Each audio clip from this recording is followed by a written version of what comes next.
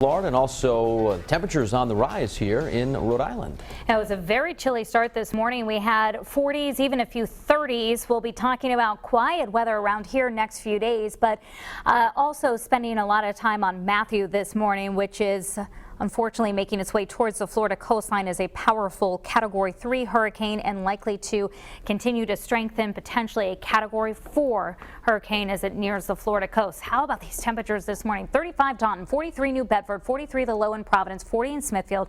Dry skies. We had a little touch of fog. That's thinning out quickly this morning. Threat trackers in the green for today, Friday, and on Saturday. Lots of sunshine from our hurricane barrier camera. Smithfield, after falling into the mid-30s, up to 45 degrees now. Providence up to 46. We've climbed in Warwick as well right now at 45, and Tiverton 54 degrees, warming up with that sunshine, and Newport as well, climbing now to the middle 50s. High pressure is going to keep us dry. This high pressure will be replaced by another high pressure center over the weekend, which will essentially keep us as a mainly dry weekend. The exception to that will be a cold front that'll come through Saturday evening in between those two high pressure cells, and that will give us our only chance for showers this week.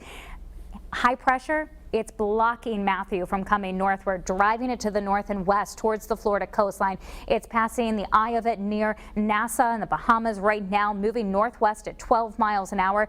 It intensified overnight, went from 115 mile an hour sustained winds to 125 mile an hour sustained winds. And by the time it reaches Florida's coast tonight, could have 145 mile an hour winds. So under hurricane warnings, they are telling people in Florida to be ready with whatever your plans are, hopefully listening to evacuations, but to plan on battening down the hatches and being done by about midday or early evening. So here's that Category 4 storm by 1:30 in the morning tonight, nearing the Florida coastline. It'll track right along the coast of Florida.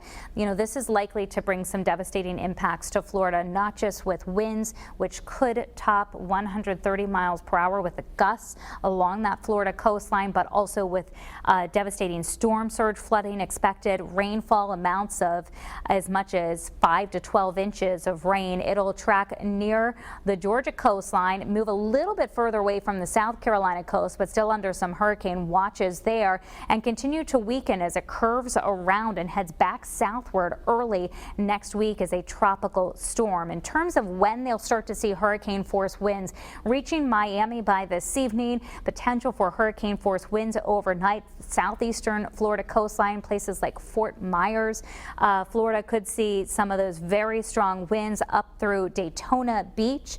Port St. Lucie likely to get hit hard, and then tracking up to the north and eventually eastward, which will keep just a slight chance of those hurricane force winds by early on Sunday into places like Charleston, South Carolina. Today's Futurecast locally in comparison, beautiful. We go from the 40s this morning into the 70s this afternoon. Mentioned that moderate rip current risk at our beaches. Air temperature there around 69 if you're planning on heading to the shore. Another warm day tomorrow. Temperatures cool in the morning, climbing to the mid 70s, maybe even upper 70s in a few spots tomorrow afternoon. Much warmer than normal for us. Once our cold front comes through, things cool down a bit for Sunday and Monday. If you're timing out some showers, you have plans Saturday evening, want to do maybe a little barbecuing outside, a quick shower possible after, say, 5 o'clock in the evening. Back to dry weather for Sunday and Columbus Day on Monday. Your full Futurecast all